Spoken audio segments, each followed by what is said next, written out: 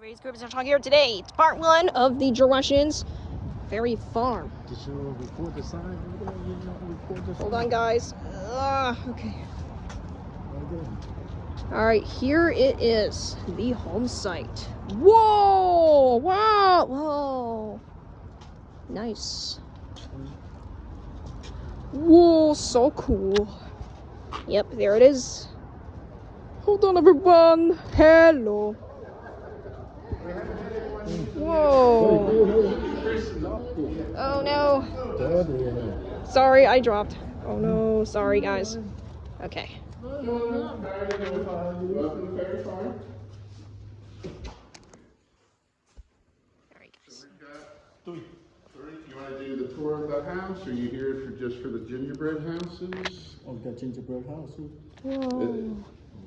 If you want to do just that, there is a charge. If you do the tour, that's included in the charge. How much is it too? It's $12 for adults, $6 for students. Oh, that's included. Yeah, and that includes everything. So There it goes. the next tour is going to be at 1:30, so in about a half hour. That gives you a chance to look around in here. Okay. If you do the house tour, you can go on the grounds anywhere you want. And look around.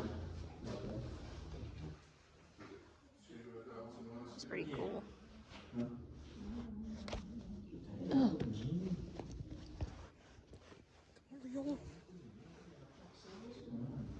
Whoa. Oh my goodness. Is that socks? Yeah. Man, wow. They're both for men. Yeah. Dude, where's woman? Well, I'm not sure about it. If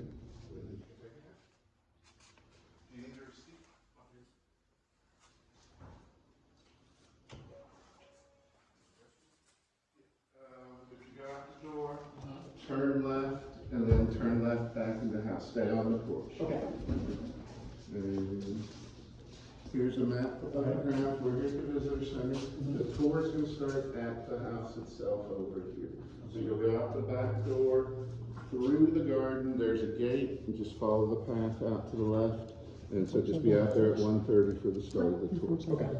If you want to go past, there are steps that will take you down by the river. Whether you do that before or after the tour, that's up to you. But you said you're free to go anywhere on the property. There are larger restrooms on the way to the house if you don't want to go now. The Brown building, about halfway down, there's restrooms. That's multi-purpose, and this is a single person on the porch. The two start 1:30. Yes, 1:30.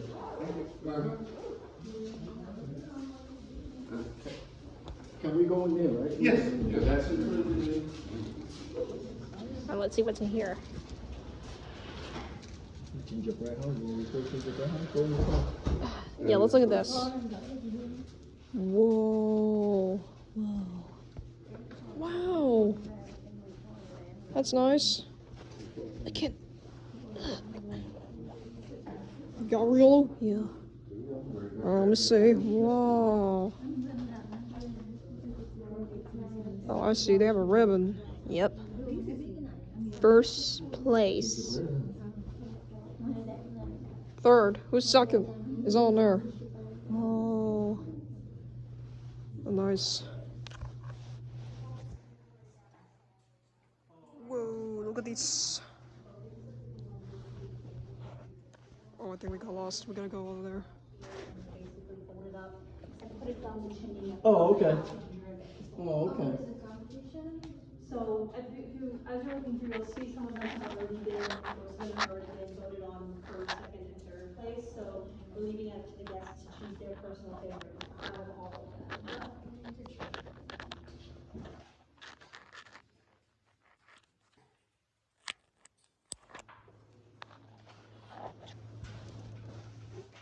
Alright, we're gonna do this picture for the thumbnail. What? Really? Yeah. How about all of us? Yeah. So I don't know if it's gonna work. Oh my god. Yeah. Wow. Okay, let's go. We gotta go over here. Yeah. No, I haven't been in that one yet. I haven't been in the front room yet either. Oh, look at this. Whoa.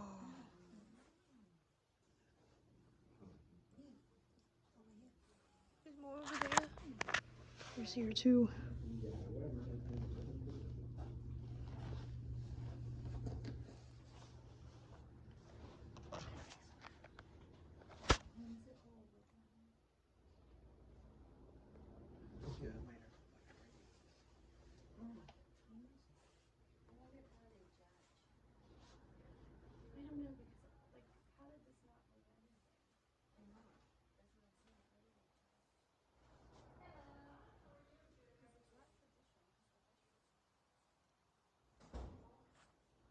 Let's go to the other side.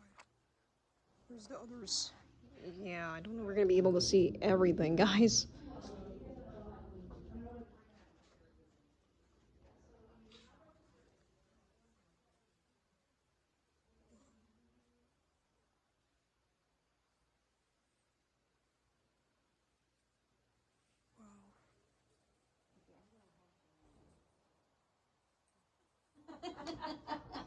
That's good. Are you inspired? I'm inspired. That's right. It's amazing how creative people can be. I mean, he's giving me ideas. Like, Mhm. Yeah. like, cool. You'll never look at them the same. Wow. The 2 to 6.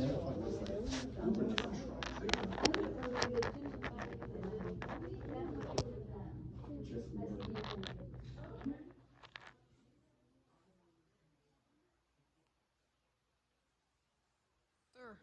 Wow. It's broken. Yeah.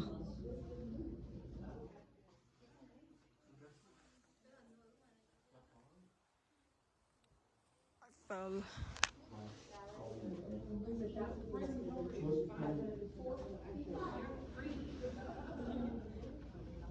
There.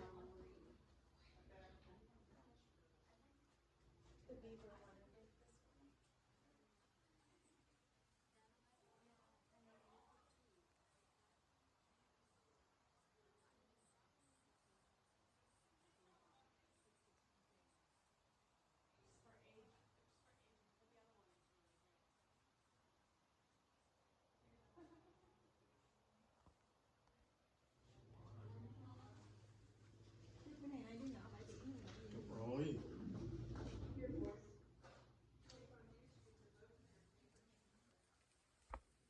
Alright, guys. Ready to go to part 2. Stay well. Alright, guys, we're gonna have to end. So, yes, thanks for watching. Subscribe, screenshot, my guys. See you in part 2 of Joe Washington's Ferry Farm. Alright, goodbye. Alright, show yourself first. Okay, bye. Bye. Oh, come on. Alright, bye. Alright, bye. See you in part 2. Alright, guys, part 2 of the Ferry Farm. Whoa, same people. Yep. Hello.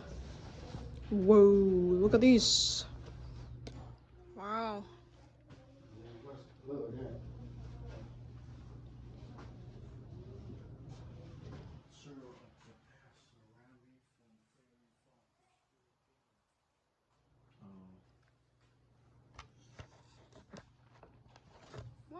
What are you doing? I'm trying to put the phone in here, but it's gonna be tough. So that's, you probably see the lens. Oh.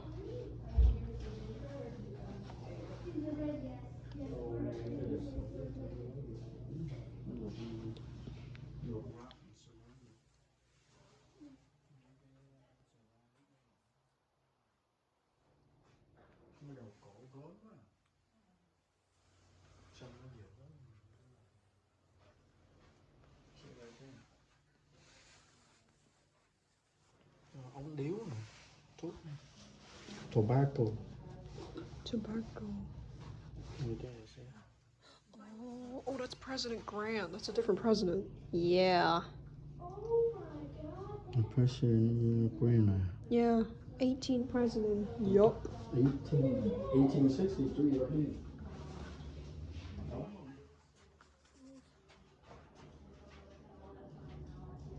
Let's go upstairs.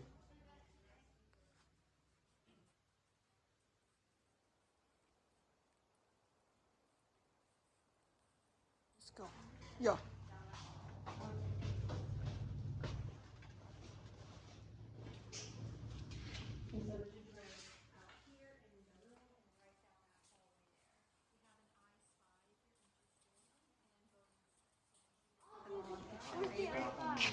You cannot We go also up. have, if you wanna check to see if you got everything right.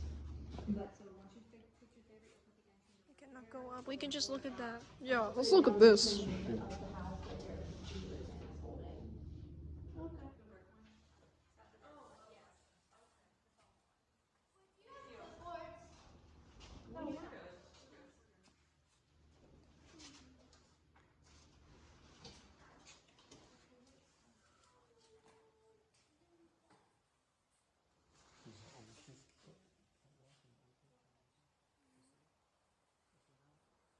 Yeah, we seen it.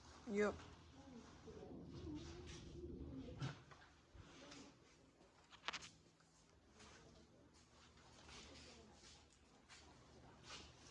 I think we should. Yo, we have to move on. Okay, I know. You better run crevice. This is my 3.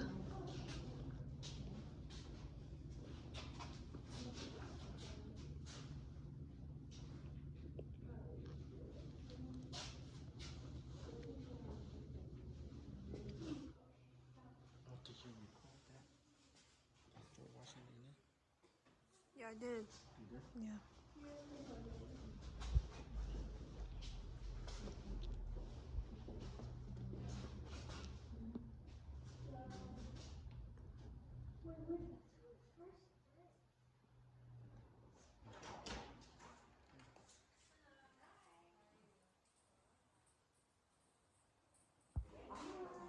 Alright guys, we are going to end and move on to part 3 because it wouldn't be interesting. We're going to have to wait. So yeah, thanks for subscribing to Shop again. See you part 3 of the Ferry Farm.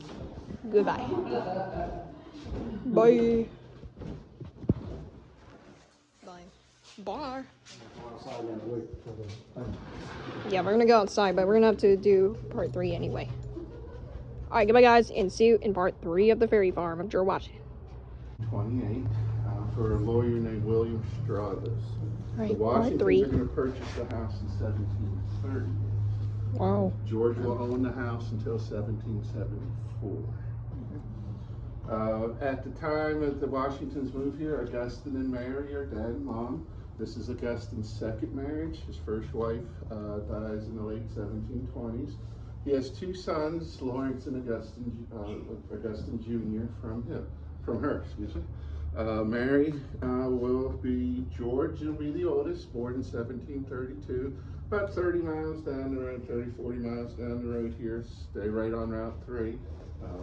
Then comes Betty, Samuel, John Augustine, and Charles.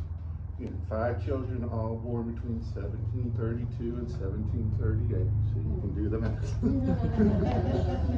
It's quite normal to have large families because most children will not survive. In fact, there is a 6th child, Mildred. She will actually be born here on the property in 1739, but she's only going to live about a year and a half. There are 5 surviving children from there. So Augustine, I said George is about 6 when the family moves here in 1738. We think Augustine buys this property because he has purchased an interest in an ironworks called Accokeek, a few miles up the road here. Again, if you're familiar with the area, Colonial Forge High School is right in that vicinity, so that's why it got that name. So again, just like today, you move for work-related reasons. George, as I said, will own the property until 1772, or 1774. He'll sell it to his friend Hugh Mercer. Mercer will die during the Battle of Princeton during the Revolutionary War. His family will still own the property. Don't use it, they'll rent it out to farmers occasionally, but no one's living in the house. So the house is going to fall down somewhere around 1830. We don't know exactly when, but there is a painting done in 1832, 1833, and it shows a pile of rubble up here on the hillside, so we know the house is definitely gone by that time period. So jump forward to the 1860s. Little thing called the Civil War's going on, right? We just passed the anniversary of the Battle of Fredericksburg a couple of days ago. So the Union Army is camped out on this side of the river.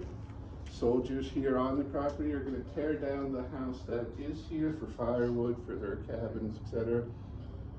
One soldier writes home and says he feels guilty that he tore down George Washington's home. At least he knew where George Washington grew up. The house they tore down had nothing to do with the Washingtons, however, so got kind of lucky there. The little white building you saw over here when you passed is an original building. It dates from around 1872. So again, about 100 years after the Washingtons are last here. But it is an original. It's on the historic registry, so it's going to stay here. If you're familiar with the battle, the middle pontoon bridge is built kind of where the tree line is, where the ferry would take you across the city dock.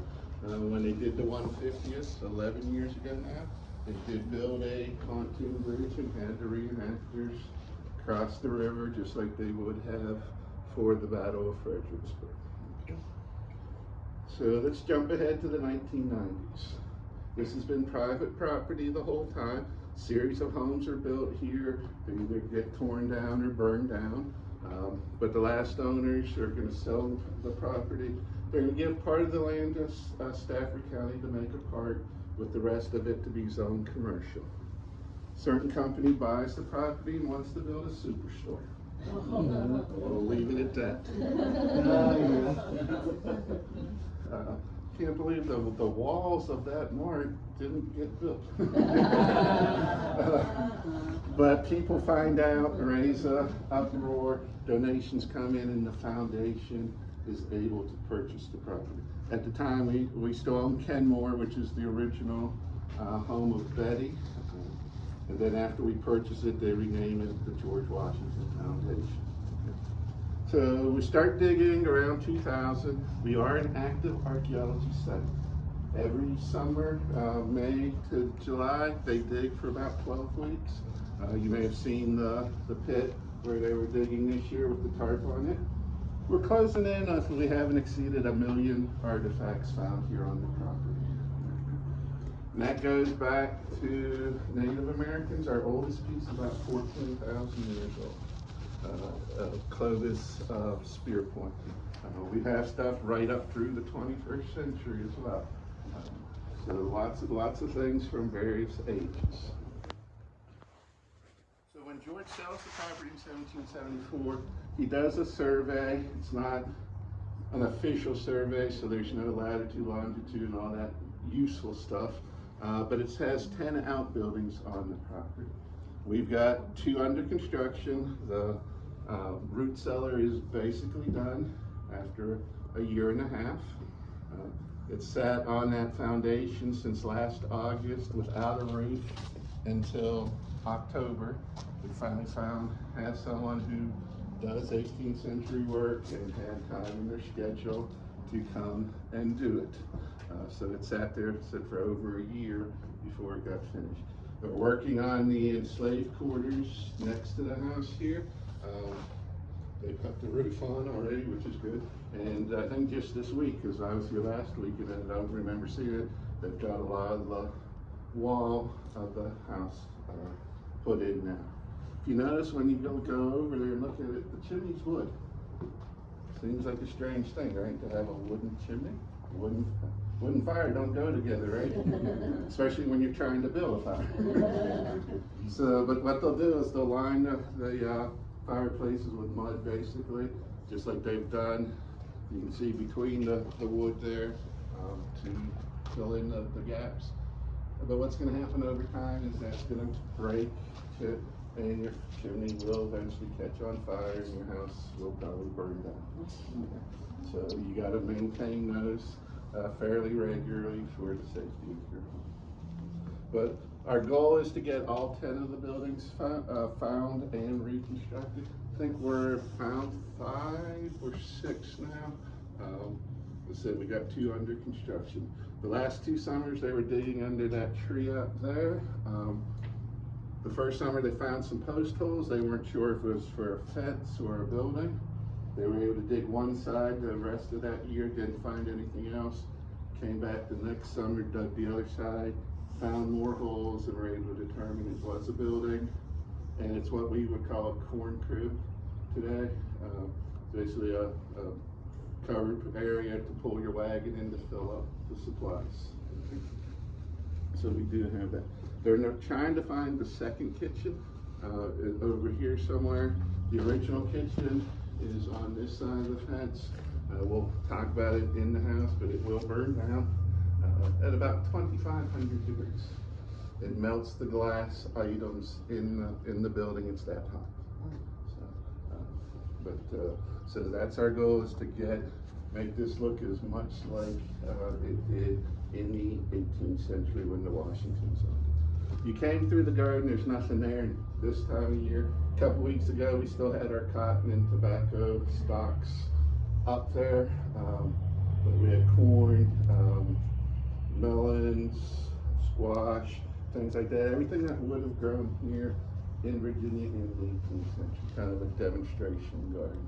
So if you come back in the summertime, you'll see all that stuff grow. Yes? But tobacco wasn't good for them. No, it was not. So why did they use it? Because they made money from it.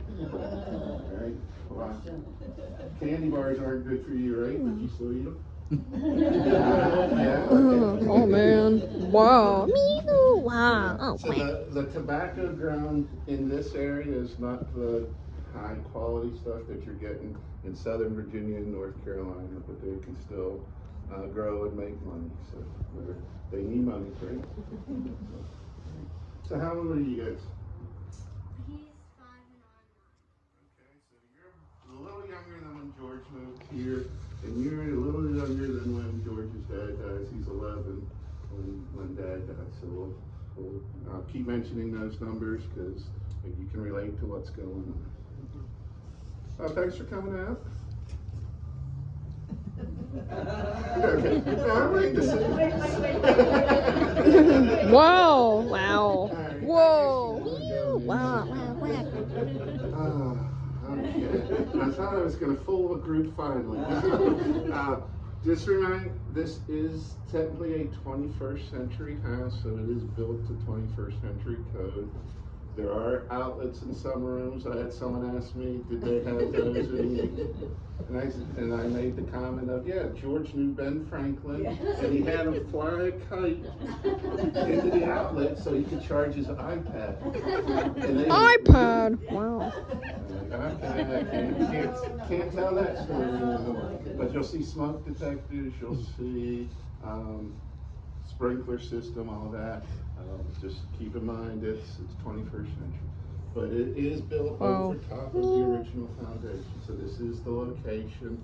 We know what the outside, there is drawings and descriptions of the exterior though. So this is what's called Spanish brown, but it's more of a red color. It's a popular color in the mid 18th century. What you're going to see inside is copies of original pieces from the time period.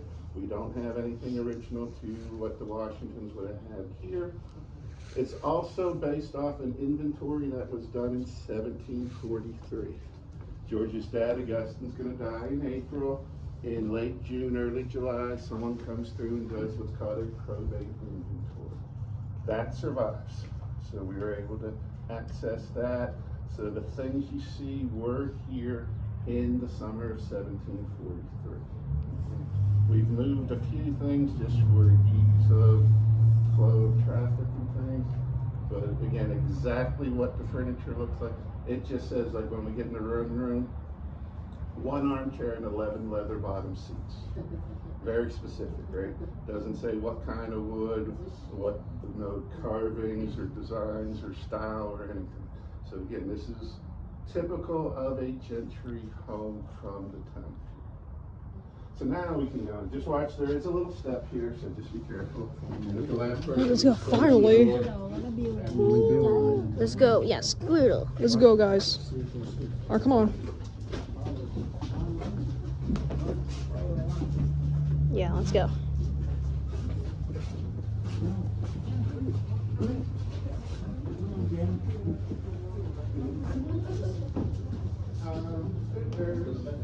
A lot of it depends. Wow. Covering up the top, the modern top, and they'll dig as far as they find stuff.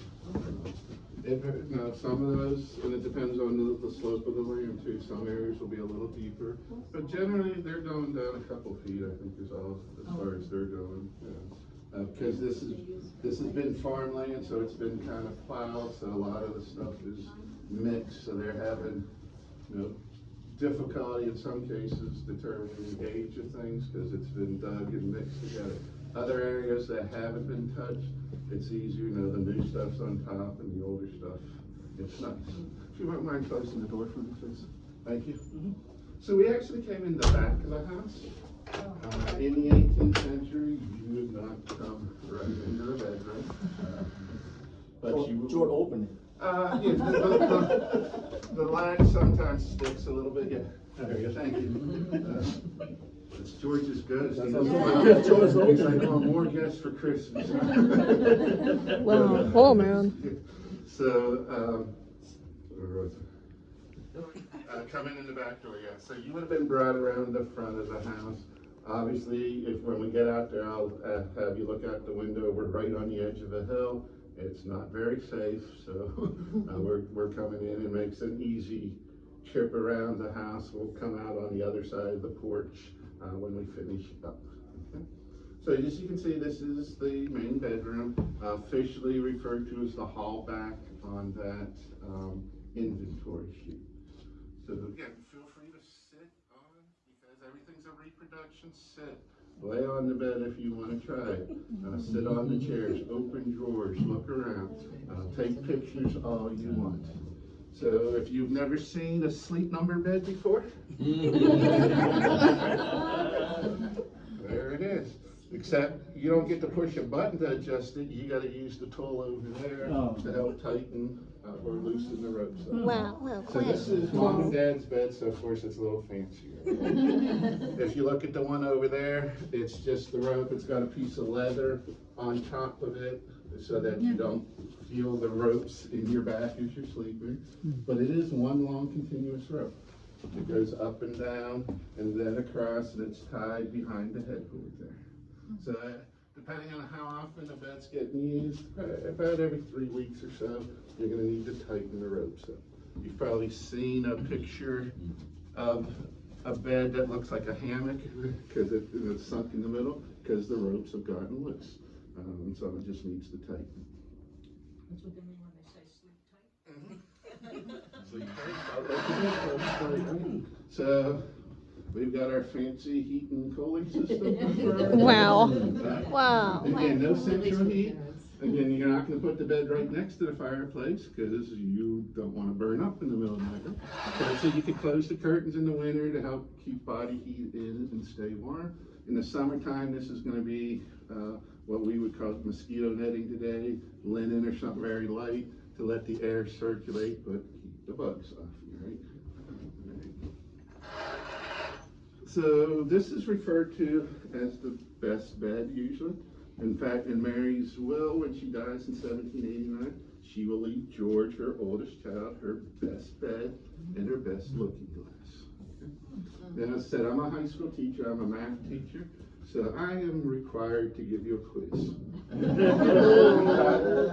Oh, man. Are you on some kind of winter break yet, or do you go to school next week? You got a couple days? Yeah, I'm Couple on the days. 21st.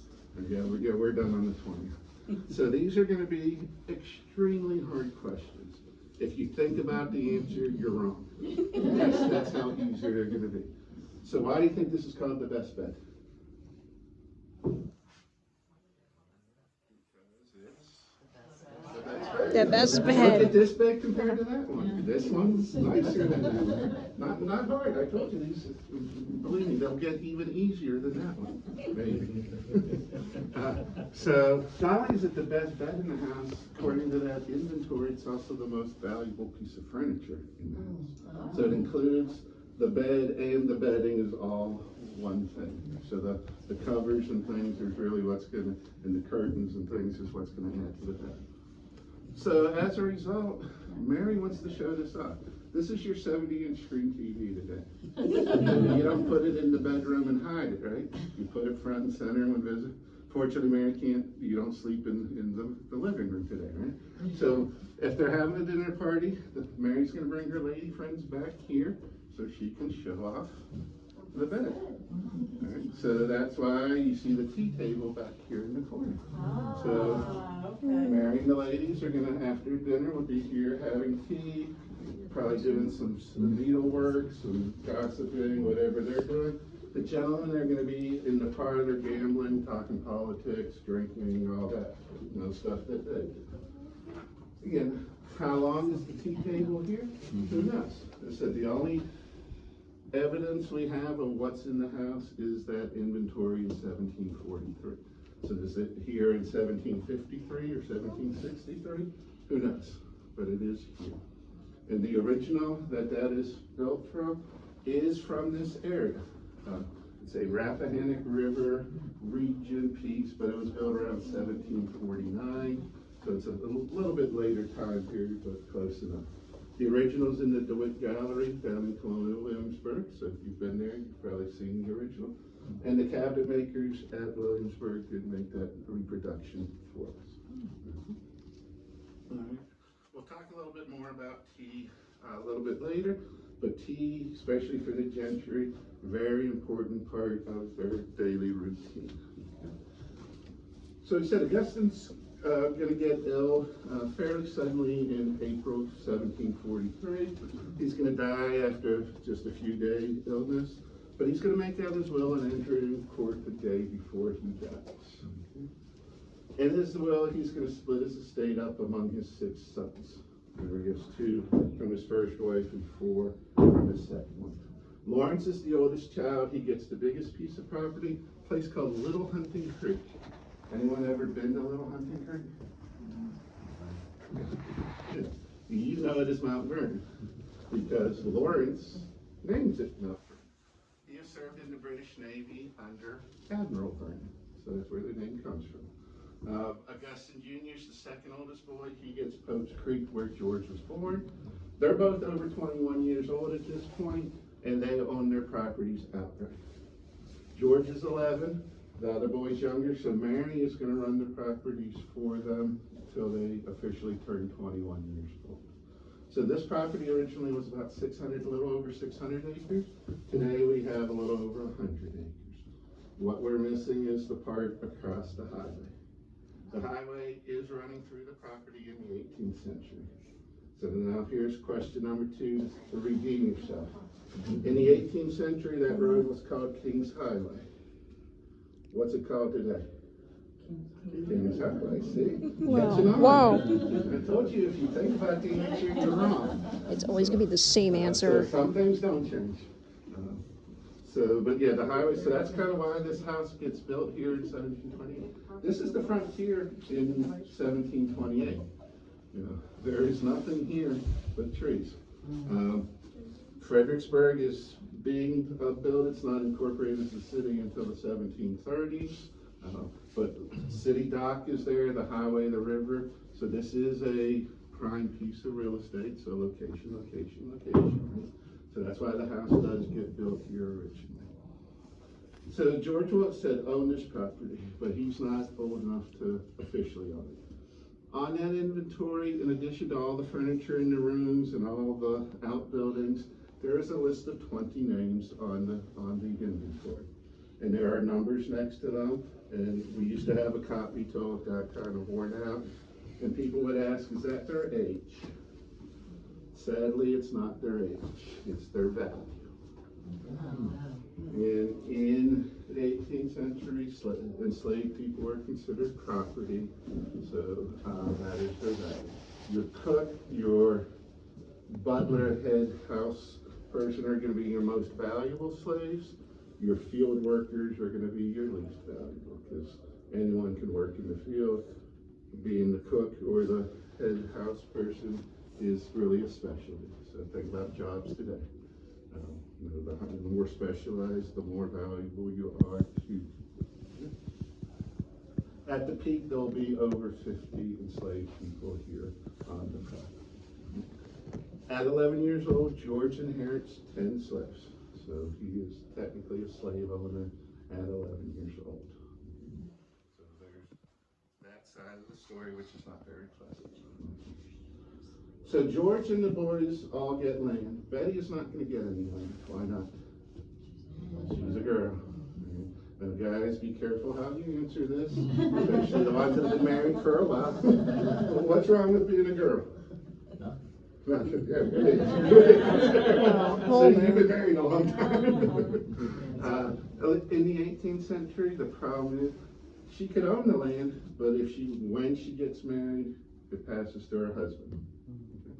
So Mary is not going to get remarried. Say that 3 times fast.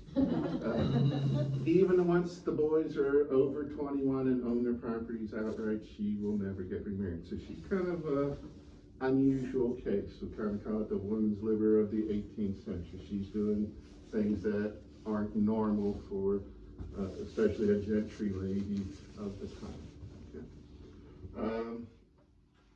Betty will get a dowry, basically. She gets 400 pounds. So how much money is 400 pounds? It's a lot, right? It's heavy. Especially if it's dollar bills, 400 pounds of dollar bills. I'm rich. But pounds is British money, right? So it's not weight.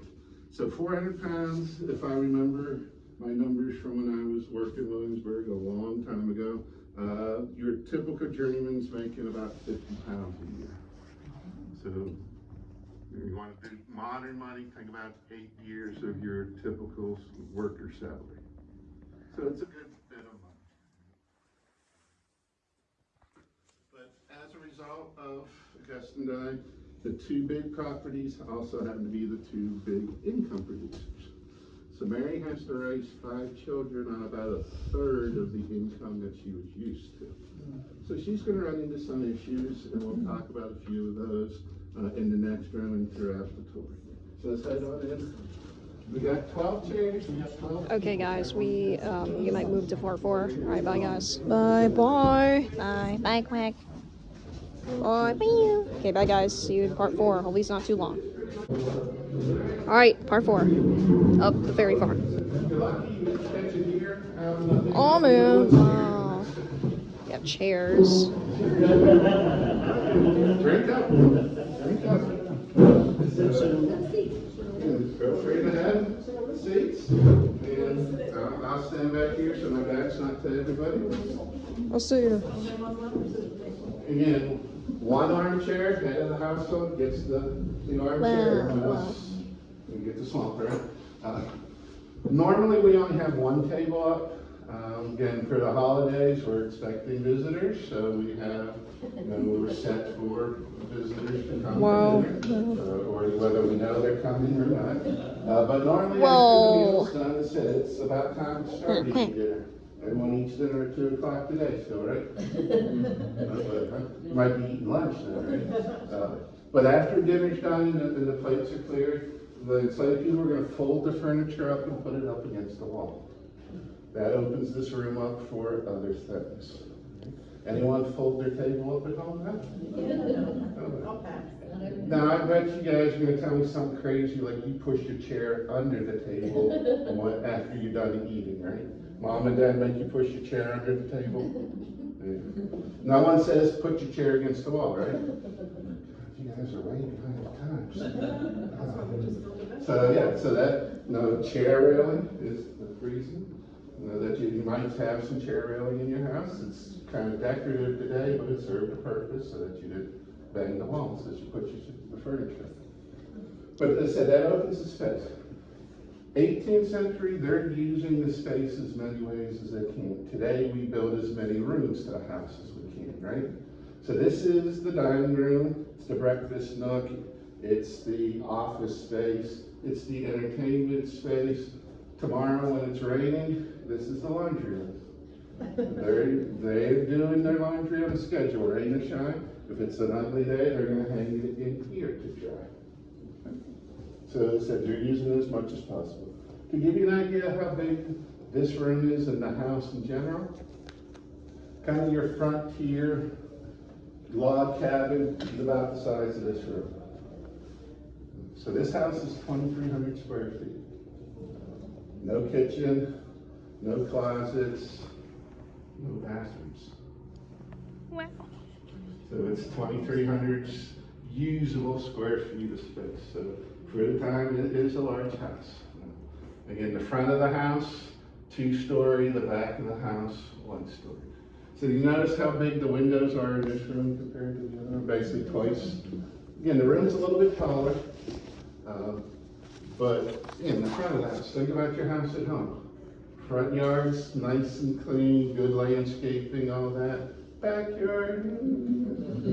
If you got 4th of July and you got people coming over, you're out there for a week pulling weeds and cutting grass and making it look nicer. They're doing the same thing. This is the side of the house that's getting seen. It faces the river, faces town. So they're going to put their value stuff where it's going to be seen. So glass and brick are the expensive part of your house. So the big fireplaces, the big windows, you're showing off that you can afford this stuff. Okay. All right. And then obviously having the nice mahogany, walnuts, cherries for your furniture versus pine and oak stuff. And you're showing off that you can afford. And the gentry is the trendsetters. They're the Joneses, right? They're keeping up with the Joneses. So you want to be the people with the latest, greatest stuff here. Okay. So the big desk, again, anyone have a standing desk at work or home? And if you do, you're behind the times still. Standing desks have been around forever. On the inventory, this is called an escritoire. It's probably a misspelling of what it is, but basically it's a bookcase on top of a desk. And again, Augustine married, probably George, when he got a little bit older, doing the business stuff here. Mary has a private desk in the other room, so you do personal stuff. Okay. Did you have a question? No. The slots down at the bottom there would be for ledger books. Think of this as headquarters. Again, 6 or 7 properties, all buying, selling, trading things. Those records need to be centralized. So since this is where the Washingtons are living at the time, this is headquarters. Maps for when they do travel and things like that are probably down there as well. Okay. So the office space here, personal space, entertaining space. Dancing, music. This is what you're doing your schoolwork. Did I ruin it for you? That's the teacher. So I said, this room is going to get used for lots and lots of different things. So again, a little bit about the house, and we'll talk about Mary and George here real quick. So again, if you look out the window, you'll notice we're right on the edge of the hill. So again, as a math teacher, this is my geometry lesson for you. The house is up here on the hill, you're down here at the river level. Why is the house here on the hill and not further back? What happens when this house gets built back here? No one sees it, right? Why are you going to build this nice fancy house and not have anyone see it? The whole purpose of building a fancy house is to show off, right? So why would you put it where it can't be seen? So it's got to be built here on the edge of the hill. Town, and again, city dock right there. Town across the river. The yellow house that you see, it's kind of directly across, is built, I think it's finished in 1769 or started construction in 1769. So Mary would have still been living here when that house was built. That is an original, the main house is original, those rooms in the back are new. So that's Mary's neighbors over there. The river is wider and deeper in the 18th century. It's about twice as wide. Again, if you look out the window, you'll see some benches off to the right under the one tree. That's roughly how wide the river is in the 18th century. Okay. And it's deep enough that the ocean-going ships come all the way up to Fredericksburg. So, you know, Carnival Cruises, Royal Caribbean coming right up here. Might that be great if we could catch a cruise ship here at the dock and Wow. you can't get a rowboat. For those who remember they used to have, when I first moved here, they used to have that paddle boat that came up in the summer and did lunch cruises. Can't get up the river anymore, so that's why it's don't think cruise liners and super tankers. Ships are about as wide as this room and probably not even as long as this house.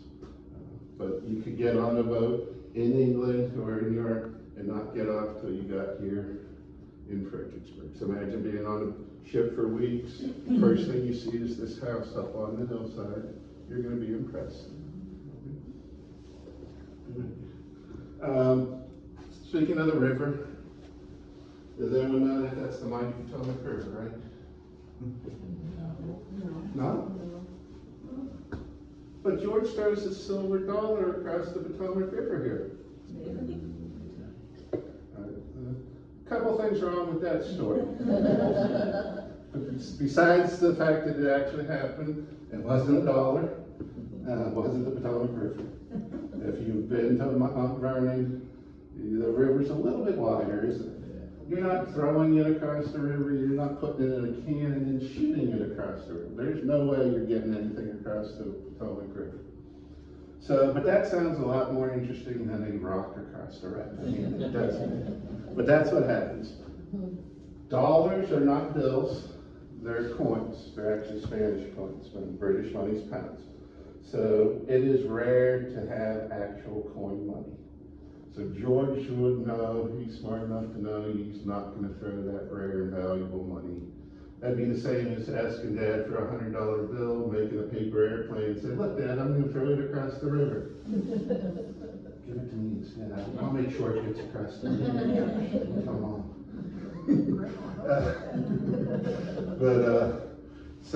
But that does happen here. The cherry tree story, everyone familiar with that? Do they still teach that in school? Do you know anything about George and the cherry tree? No? Okay, I don't think they teach that one anymore. Various camps on whether it did or didn't happen. Most people say it never happened. Some people say it did, it happened here. Some people say it did, but it actually was at Mount Vernon. But what happens after George dies? Biographies are written about him. One's from a family friend, Parson Mason Weems, writes it, but it's not until about the 5th or 6th edition of the book that story even appears. There is no Washington family member that says it happened, so a lot of people go, that's why it didn't happen. But other people say no one has come out and said it didn't happen, so it must have happened. So, as I said, read history, read books, and come to your own conclusion. But if it did, it probably happened here. We used to have a nice big cherry tree in the garden. We cut it out, I think in 2019, because it was getting diseased. But when you go back in, if you think about it, on either side of the gate, they're starting to actually look like trees. They used to just be twigs. Those are cherry trees that we planted. An owner, I want to say in the 40s or 50s, I can't remember the year, was charging people a quarter to take a picture of a cherry tree stump on the property, saying this is the cherry tree that George cut down. So, American ingenuity, make your money any way you can. But if that story did happen, it does happen. It probably happened here on the property. So we talked about Mary going to have some financial issues, some things going on. In 1749, George is supposed to go visit Lawrence up at Mount Vernon. He's going to write him a letter that basically says, sorry, can't visit, don't have enough feed for the horse, and I'm afraid he won't survive the journey.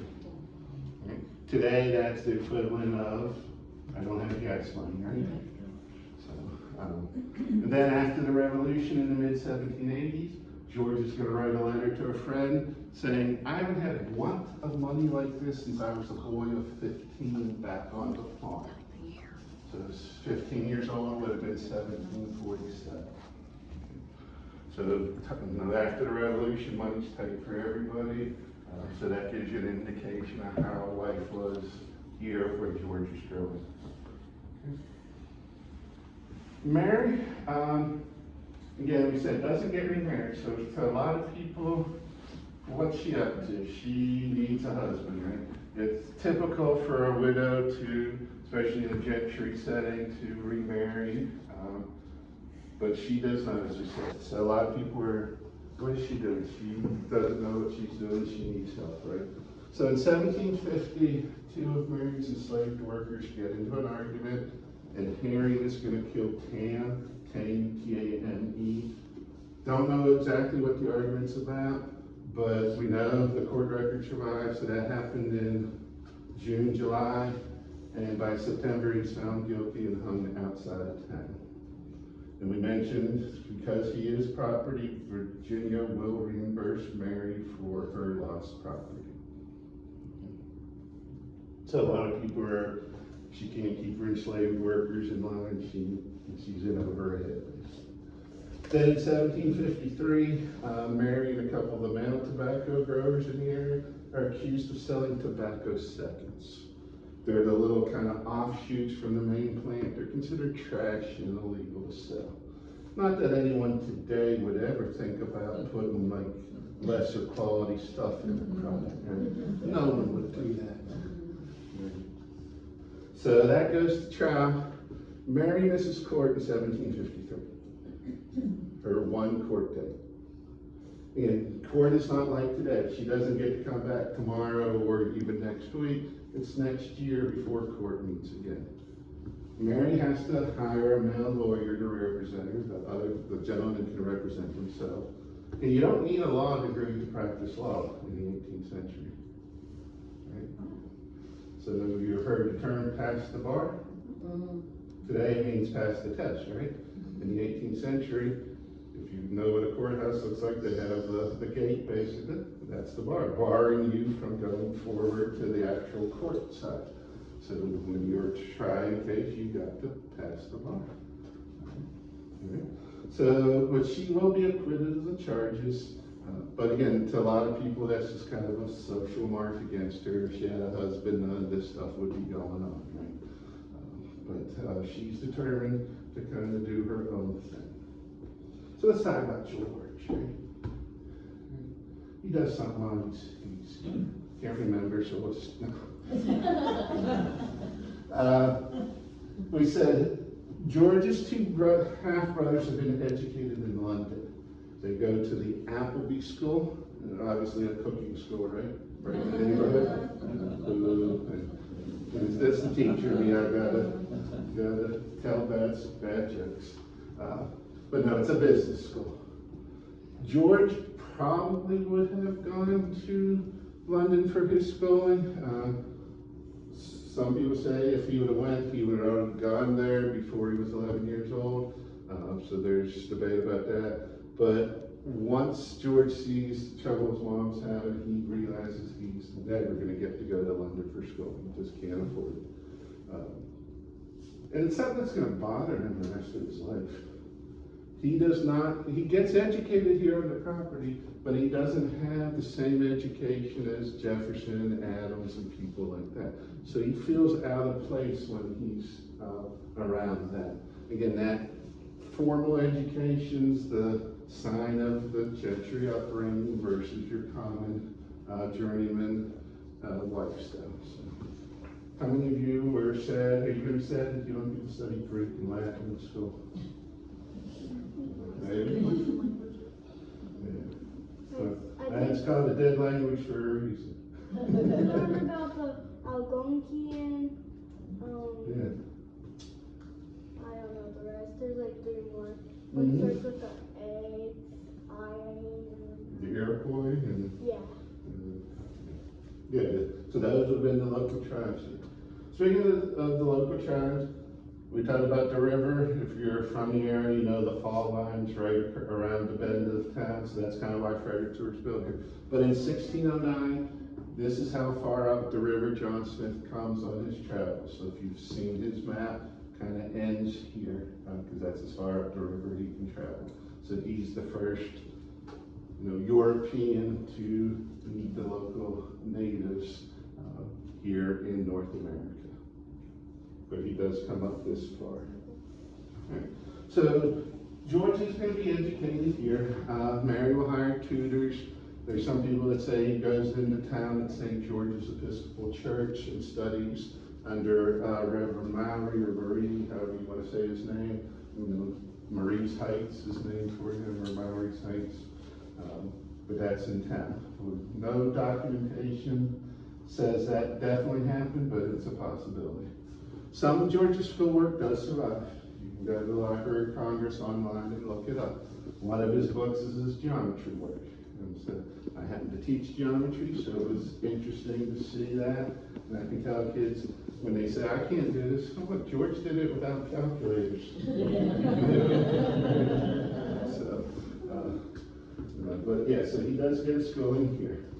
When George is, shortly after his dad dies, probably 12, 13 years old, he's going to copy a book called The Rules of Civility and Decent Behavior.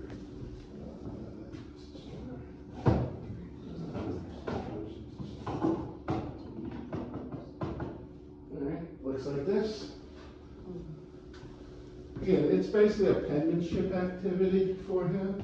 If you've seen 18th century writing, everyone has beautiful handwriting. There's not a doctor around in the 18th century, right? No one has doctor handwriting. The book itself originates in 16th century France, so it's about 200 years old when George is copying it. Some people think he's copied it, he's coming up with these rules. But it's going to be his guideline for how he treats people. My favorite is the end of number 12. The first part's good too, but the end of rule number 12 basically says, when speaking to someone, do not bedew their face with your spittle because you're standing too close to them. I can tell several of you have not read this book.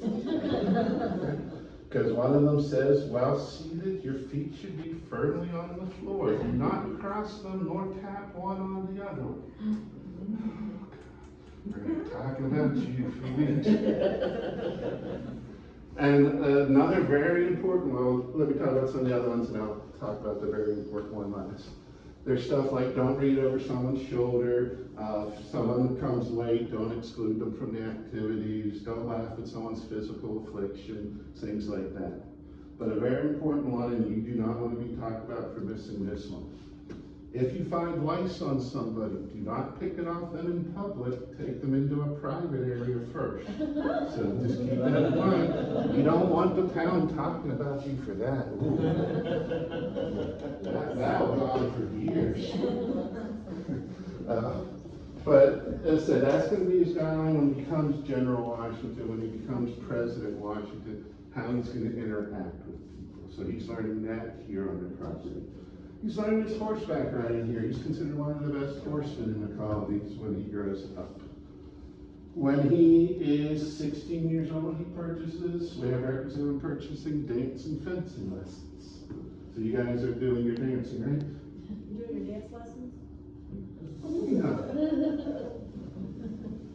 You're not going to get very far in society without knowing how to do the minuet and stuff like that. So again, a gentleman is expected to know how to dance, and George is considered a pretty decent dancer.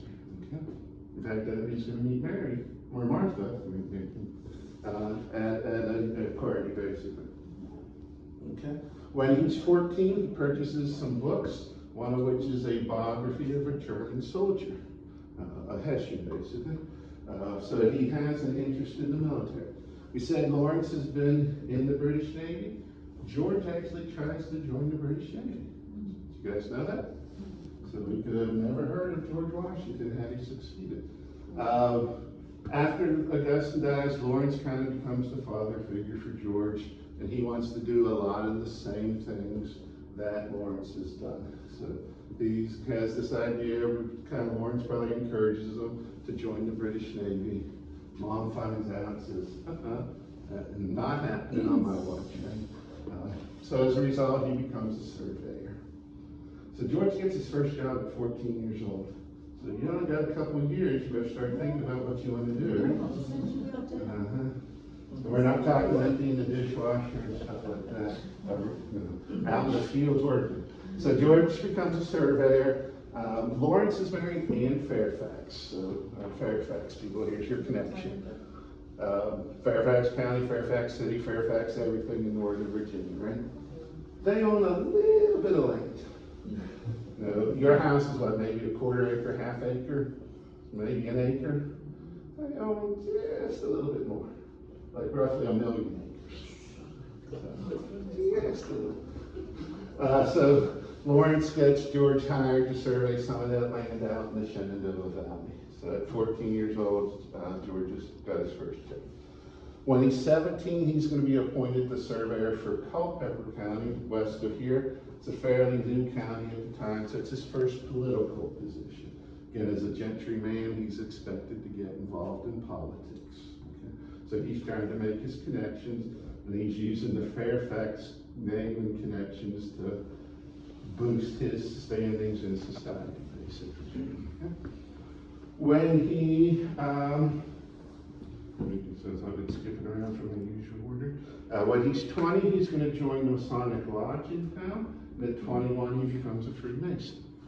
One of the artifacts they found was a pipe with Masonic Lodge symbol on it. George is not a smoker, but it could have been a ceremonial piece that he owned, probably one of the other Masons that had come to visit. And speaking of artifacts, the jug up there in the middle, with the little bearded man on the neck, it's called a Bartman jug. Popular in the early 18th century. We have one, or parts of one, in the visitor center right now. So if you go down the archaeology hallway, all straight down, there's a window there. Basically the neck and a little bit of the jug itself, again, found here on the property. So when we can, we incorporate what we found here into the furniture and things like that. Okay. So Mason, connection to the Masons.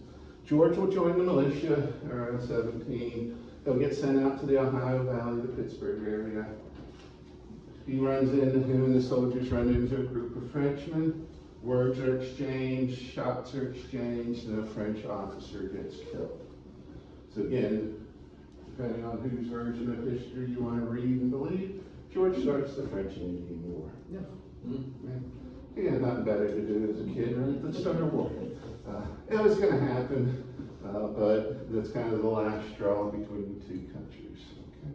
So George will spend a lot of time out there while he's living here, and once he moves to Mount Vernon, he'll go back to General Braddock, Fort Necessity. All that is out in what is now Pennsylvania area. Okay?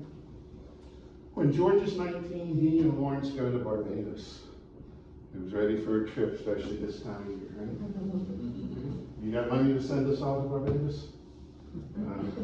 You been to the Caribbean ever? No? All right, grandma's grandfather. Just in case.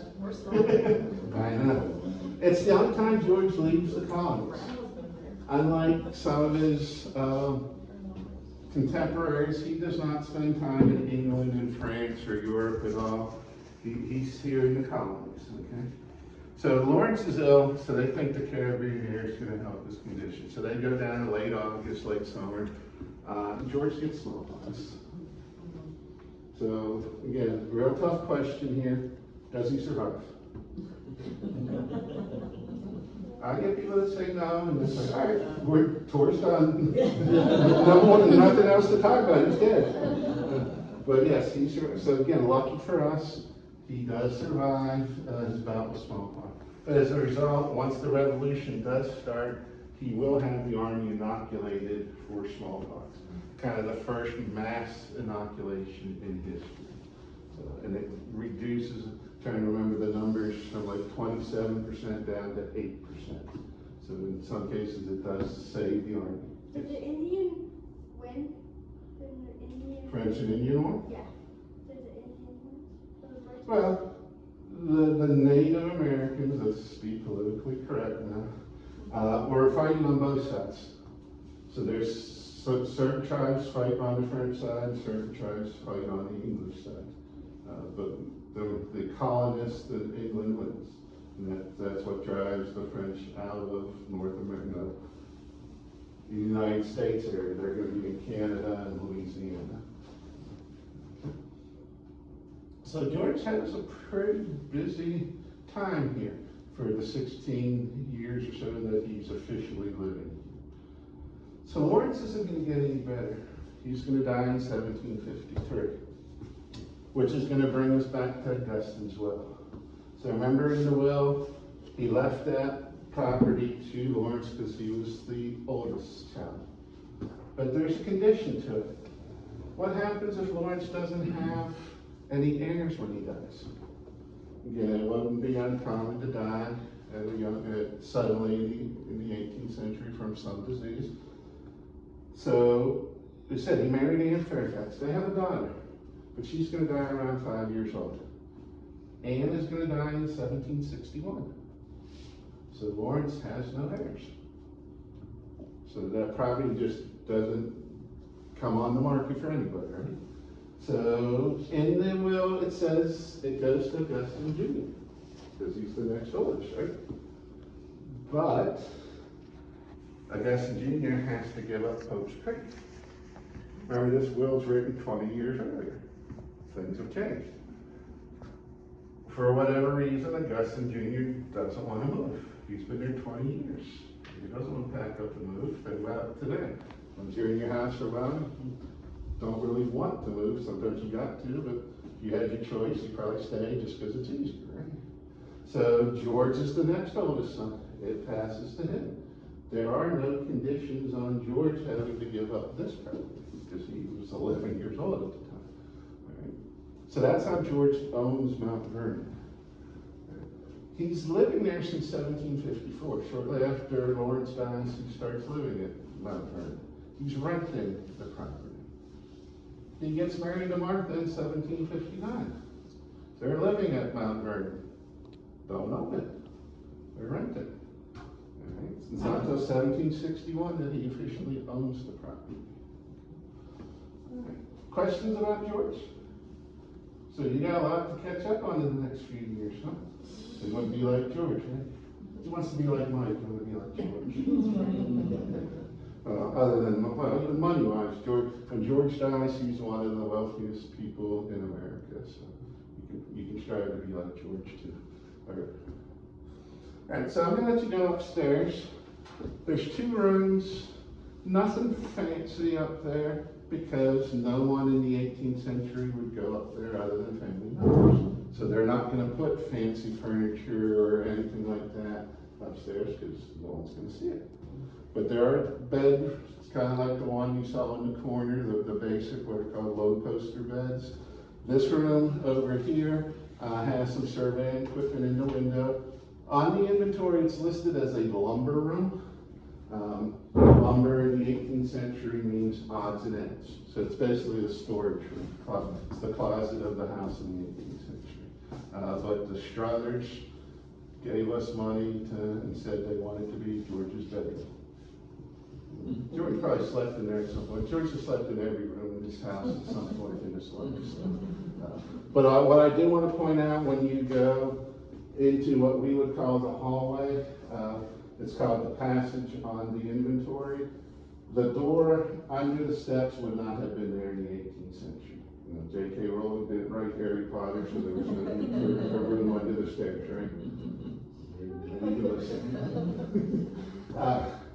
But we put that in so you can look down into the basement. The dark stones you're going to see at the bottom of the wall, that is original foundation that survives. So that's the only thing original left to the house. Just watch when you lean over, the stairs are at an angle, so we had a lot of people bump their heads, so just be careful. If you don't want to go upstairs, we're going to meet across the hall in the park. All right, guys, we're gonna move on to the next part. Goodbye. Bye, bye, bye. Bye. All right, bye, guys. See you in part 5, I think. I think it's part 5. Here it is. There's the bed. Whoa, whoa. I can't see. Hi. Không có cái Hi. khung, không có cái These are khung beds. Yep. Meow. Whoa, look at this. A bed. Okay. Oh, let's go. Yeah. Yeah. Let's go here. Whoa. Whoa.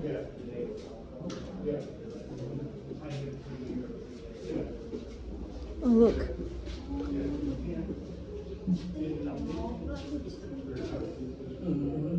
You see it? See anything? It's kind of small. Yeah. Yeah. Let's go. Can we go down?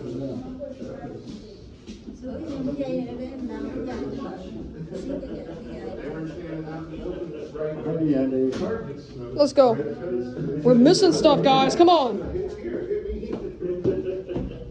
Let's go down. They're going. Let's go. Which way do you can go through that door? Just Let's do it here. Yeah. Because we didn't record here. We gotta be careful, guys. Wow. Wow. Yeah. Yeah, Now the let's door go. may stick a little bit, so just give it a good yank.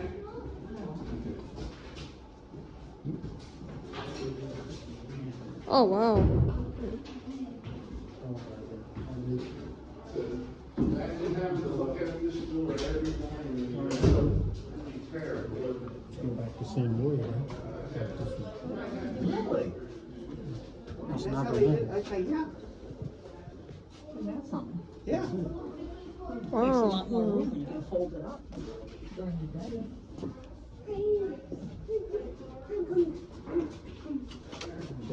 No, We'll get to that in a minute. that's in here. So this is the parlor. You guys stay on? Yeah. Thank you. Oh, we don't go the other You want way. it? Yeah. You want to listen to it? You want some? Side of the house. Yeah, when you hear parlor, you probably think of it. You got you that way. With the wallpaper and the fancy furniture and all that. And you're gonna have your nicer furniture. What happened the outside? Didn't go to that door yet. What door? You know more door. What is it? That door over there, and I didn't get to that side. Oh, the outside. That's the outside. You Oh. want to see outside? Yeah. Old furniture. Yeah, we missed it. Where it comes from today. Oh, well. Oh, man. I guess we're gonna have to use another door. Oh, wow. I miss it. You guys see it. It's outside anyway. It's a pond. Okay. You want to go in the back? You can see it. Okay. Like this, I can see the back. Alright, I guess we're almost done. Yeah. We still had to be careful with our videos, but I'm kind of worried about 500 video, guys. It might actually land on this trip. Yes. Like this. That's it. Wow. Back side. Oh, man. Oh. It's almost falling asleep, you know? That's where they're building the slave quarters. Yeah. Look, show this stuff. Please show it. Yeah, look. Meow. Whoa. Like going to be a replica of where the slaves used to stay. Whoa. Whoa, I can't even see. And look how the size of this one is. Oh, let me see. Hold on. There's slaves. Hi. Hello. Hi, guys. Let's go. Come on. I think this is what he was talking about, but I'm not sure. Oh, I see. See right there.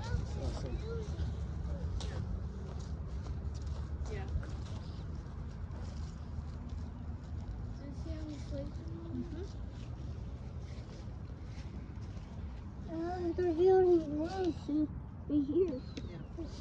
So you see how big the house is where they used to stay? Here's the house, how big it is for the family. Oh my, that's big. Small, huh? Yeah. See that? But it's small. So we can. Wow. Wow. Very small. Meow. Why is it so small? I think it's like that. That's what it is. Yeah, guys. Chừng mấy cái cây này đâm vô mắt rồi. Be careful. Okay. I think Shadow cannot see. There we go. Alright. Alright, let's go. Oh!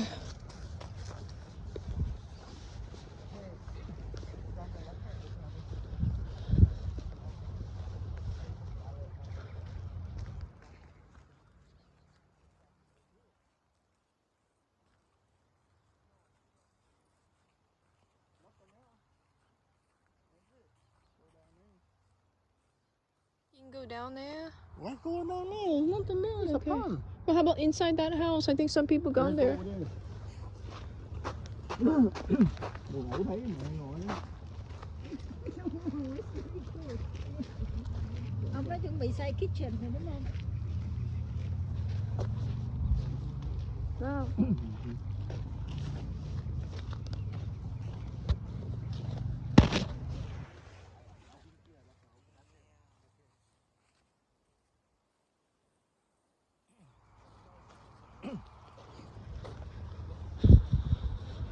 Vô đó coi có nhiều đó vô học history 30 đồng. Cái gì đó mấy cặp mình có vợ đó. Có ngày có tour thôi, rồi tour sao đâu có thấy ai đâu kìa. Mà mẹ kế ngồi kế mà ngủ. Ngủ không? À nào? Mà ngồi kế rồi đó.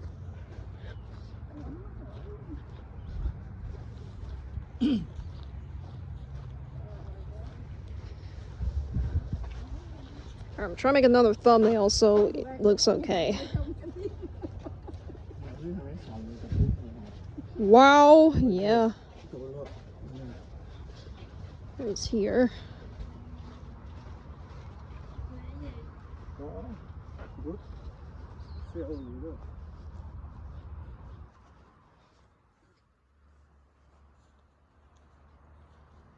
Tại sao nó burn out vậy ha? Sao nó burn out vậy? Đốt xuống lại mua xong nó làm ở dưới.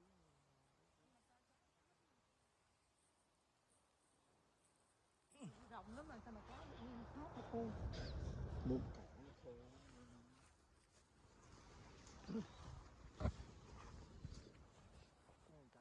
acre nha. Bự lắm mà sao mà cá thoát vậy ta? Ủa có ai chết không? Cái căn này original nè. That's original, right? Maybe, yeah. It's a bathroom right there. Maybe. Washington hả? They see when they dig, they found something right there. Wow. Whoa. Wow. Right? Yeah, what's Nó kiếm được cái gì đó, nó ngưng đó. Nó nói, right here, something. This is what's our house? false? Whoa, this is a false associated one. Man, skip lên thế này luôn. Man, it's scary.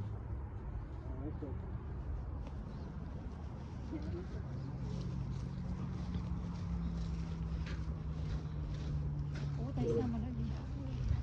Tại sao nó lại đi chôn người ở dưới ta? Mấy cái đồ. Nhà kia cũng cũ rồi. Là bathroom đó. There you go, bathroom.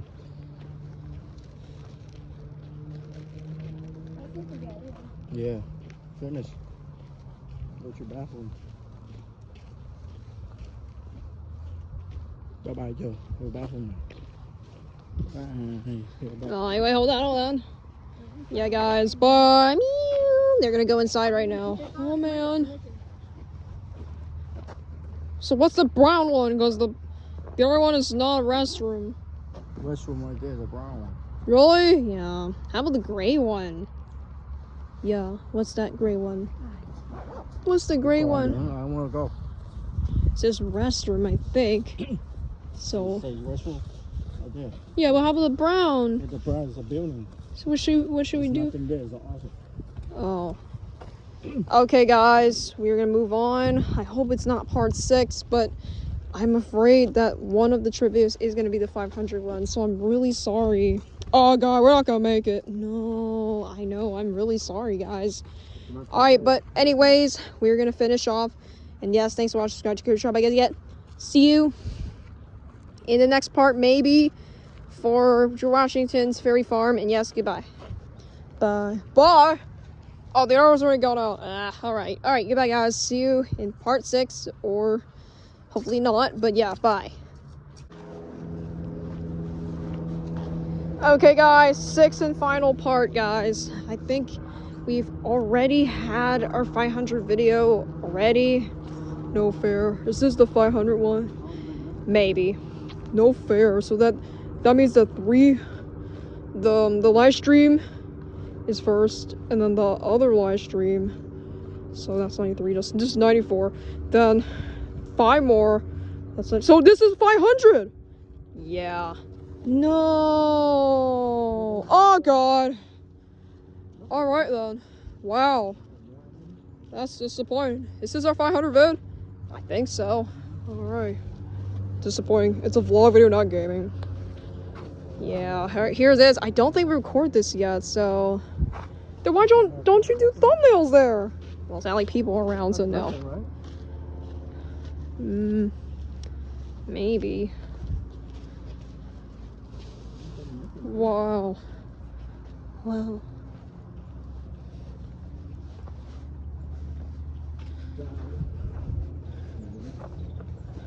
Alright, we tried, guys. This is our 500 one, I think. Yeah, I know, very disappointing. It's in a trip. You expected correctly. Yeah. Oh well. Go there again or no? Go back to the car. Huh? Anything else over there? You want to see? Yeah. Yeah, let's go look. Little. They got souvenir. Let's see what they have. A George Washington sock. Yeah, they have a sock. Where? It's in there. Really? Yeah. Nothing. It's just that. That's it.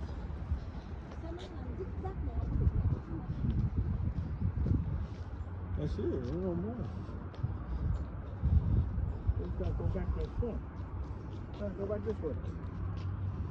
Nothing there.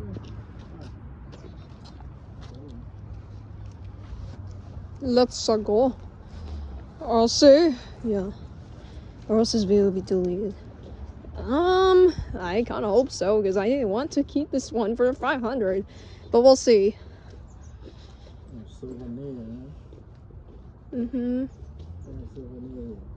You can buy in here, right? I think so. It's inside. It's a boat. What the bug is that? Yeah, what is that? Come on, go in. Go. Okay.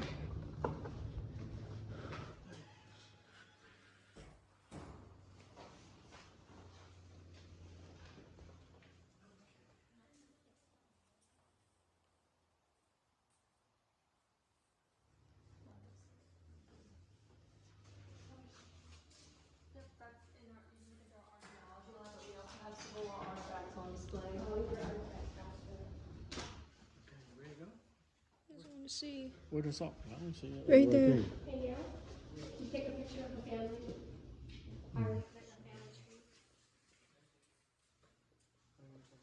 This is just George. Let's see. I think they're all the same.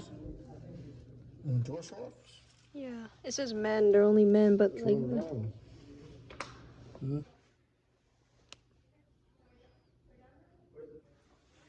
Got different ones. You got DC, you got Pioneer, the upstairs company gave it. The company has that or no? Yeah.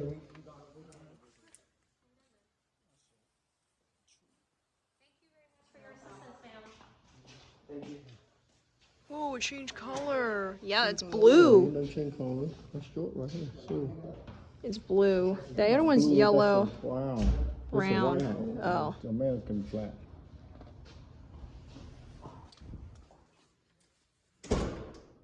Alright. Anything else? You ready to go?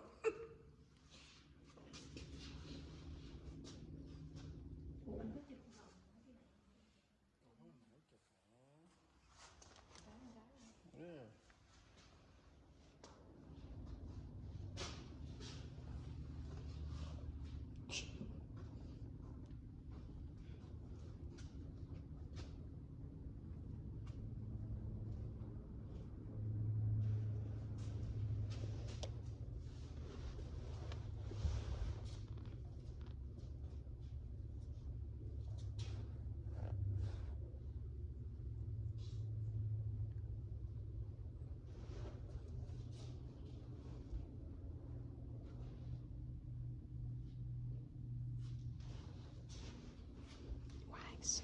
What? Why is she her face? I just want to see. Crossword. Let's see. What's in here? A crossword. No, it's not a story. It's a puzzle. Yeah. Hi, how are you? Good, how are you? Good. $6 for adults, 3 for students. Are any under 5? 6 and 5. Go.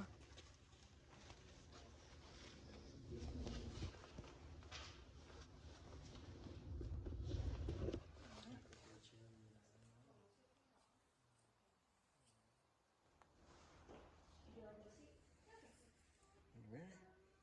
You want a rock? 25 cents. It's just a rock. Yeah. I'm saying. You ready? Yeah. Okay. Go. This is cup and ball. Yeah. Okay, guys. So here's everything again. But this video is gonna be combined. I know, and it would be confusing. So yeah. Go outside, take the picture of that sign. You know? Look. Look at that. That tree at home. A little bit different. They're all combined. They're all in groups, so this might be different type. Go outside, look at the sign. Take a picture of that sign. Come on.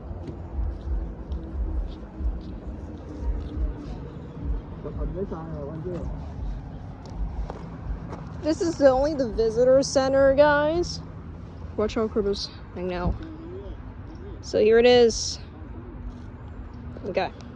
Or we can do the whole thing, but probably not. Okay, guys, so that is it for part 6 and our final one. Alright, thanks for watching. Subscribe, go check my guys yet.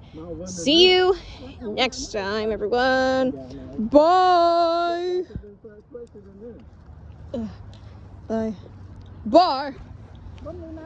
Alright, goodbye, guys. See you next time.